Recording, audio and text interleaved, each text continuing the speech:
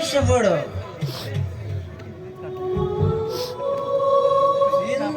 ವ್ಯಸನಗಳಿಗೆ ಎಲ್ಲಿ ಕೊನೆ ಈ ಜನ್ಮದಲ್ಲಿ.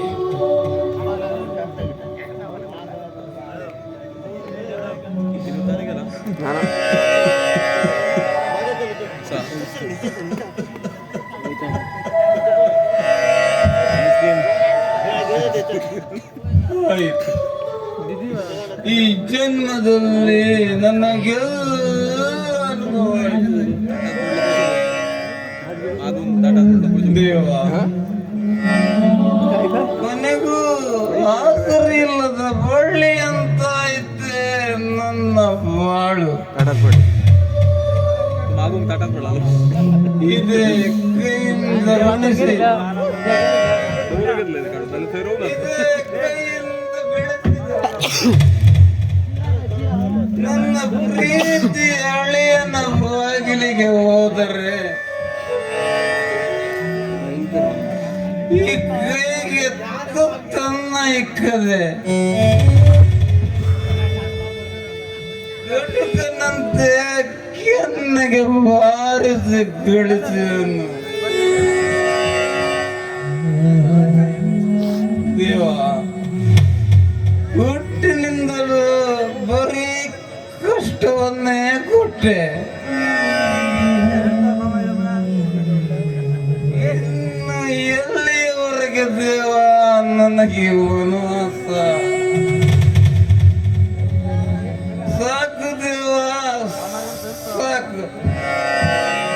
ನನಗೆ ನರ್ಮ ಜನ್ಮ ಸಾಕು.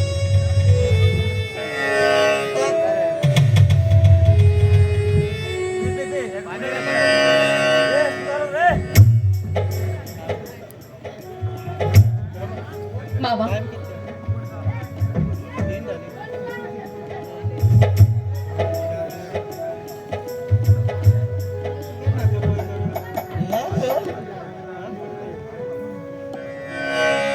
ನಾನು ಮಾವ ನಿನ್ನ ಜೀವನದಲ್ಲಿ ಮಾರಿಯಾಗಿ ಬಂದ್ಬಿಟ್ಟೆ.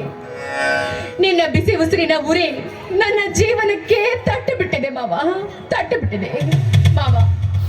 ಈಗಲಾದ್ರೂ ಎಚ್ಚರವಾಗು ಮಾವ, ಎಚ್ಚರವಾಗು. ಒಂದೇ ಒಂದು ಸಾರಿ ಈ ಪಾಪಿಗೆ ಆಶೀರ್ವಾದ ಮಾಡು ಮಾವ.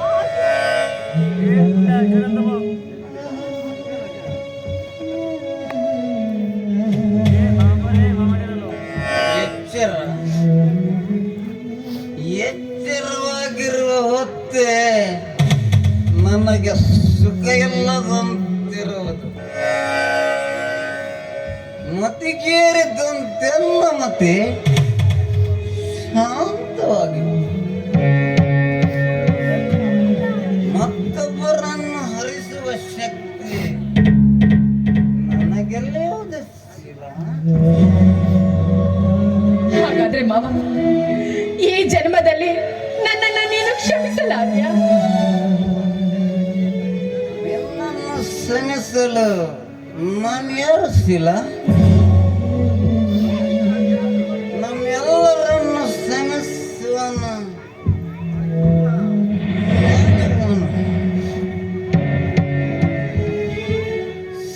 ಶಿಲ. ಹಸುವಿಗಾಗಿ ಹಿಡಿ ಅನ್ನ,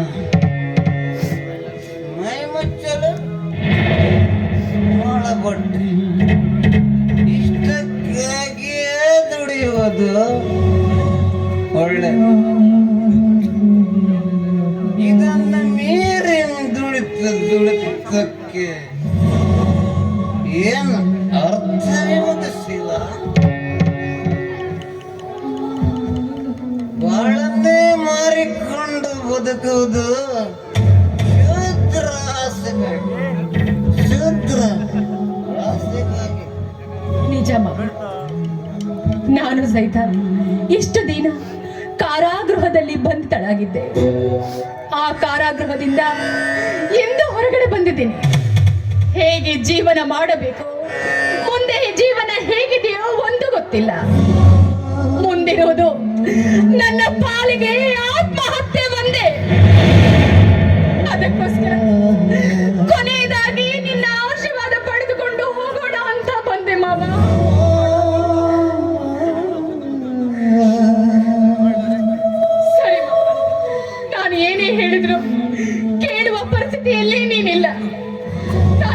ಗೊತ್ತಿಲ್ಲ. ಇಲ್ಲ. ನೀನೇಕೆ ಆತ್ಮಹತ್ಯೆ ಮಾಡಿಕೊಳ್ಳಿವೆ? ನೀನು ರುದ್ರೇಶನನ್ನು ಮದುವೆ ಹಾಕೊಂಡು ಬಿಟ್ರೆ ನಿನ್ನ ಸಮಸ್ಯೆ ಎಲ್ಲ ಫಿನಿಶ್. ಮಾವ, ನಾವು ಎಣಿಸಿದಂತೆ ಯಾವುದೂ ನಡೆಯೋದಿಲ್ಲ ಮಾವ. ಎಲ್ಲ ದೈವ ಲೀಲೆ. ಆ ರುದ್ರೇಶ ನನ್ನ ಕೈ ಹಿಡಿತಾನೆನ್ನುವ ನಂಬಿಕೆ ನನಗಿಲ್ಲ. ಇನ್ನು ನನ್ನ ತಮ್ಮ ರಾಜೇಂದ್ರ, ಅವನಿಗಾಗಿ ನಾನು ಮಾಡಿದ್ದು ದೇವರಿಲ್ಲದ ಗುಡಿಯಲ್ಲಿ ಪೂಜೆ ಮಾಡಿದಂತಾಯಿತು ಮಾವ. ಅದಕ್ಕೋಸ್ಕರ ದೇವರು ಎಲ್ಲಿ ಕರೆಯುತ್ತಾನೋ ಅಲ್ಲಿಗೆ ಹೋಗಬೇಕಲ್ವೇ? ಅಲ್ಲಿಗೆ ಹೋಗ್ತಾ ಇದ್ದೇನೆ. ಸ್ವಾರ್ಥಿಗಳಿಂದ ತುಂಬಿ ನಿಂತ ಇಂದಿನ ಸಮಾಜದಲ್ಲಿ ಸತ್ಯ, ನ್ಯಾಯ, ನೀತಿಗಳು ಅವರ ಕಾಲಡಿಯಲ್ಲಿ ಸಿಕ್ಕಿ ನರಳುತ್ತೆ. ಆದರೂ ನಿನ್ನ ನಿರ್ಧಾರವನ್ನು ಬದಲಾಯಿಸಿ ಆ ರುದ್ರೇಶನ ಬಳಿಗೆ ಹೋಗಿ ನಿನ್ನ ಸ್ಥಿತಿಯನ್ನು ಅರಿಕೆ ಮಾಡಿಕೊಂಡು ಆದಷ್ಟು ಬೇಗ ಅವನನ್ನು ಮದುವೆ ಹಾಕೊಂಡು ಬಿಡ. ಆದರೆ ನಿನ್ನ ಮದುವೆಗೆ ನನ್ನನ್ನು ಕರೆಯಲು ಮಾತ್ರ ಮರೆಯಬೇಡ.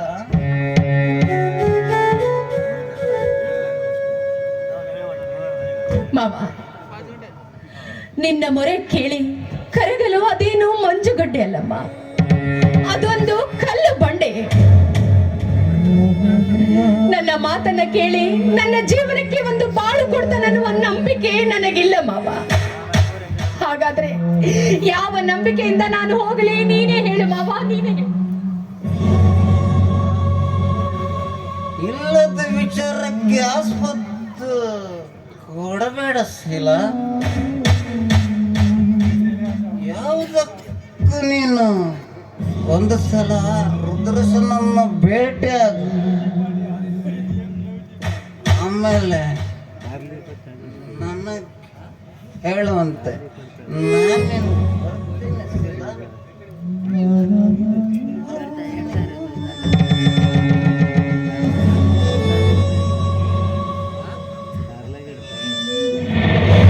ದೇವ, ಇನ್ನು ಮುಂದೆ ನನ್ನ ಕಣ್ಣೆದುರಿಗೆ ಯಾವ ದಾರಿಯನ್ನು ತಂದೊಡ್ಡಿದೆಯೋ ನನಗೆ ಗೊತ್ತಿಲ್ಲ. ನನ್ನ ಮಾವ ಹೇಳಿದಂತೆ ರುದ್ರೇಶನ ಹೋಗಿ ನನ್ನ ಜೀವನಕ್ಕೆ ಒಂದು ಸ್ಥಾನ ಕೊಡು ಅಂತ ಕೇಳಲೇಬೇಕು. ಮುಂದೆ ದೇವರು ಹೇಗಿಟ್ಟಿದ್ದಾನೋ ಹಾಗಾಗಿ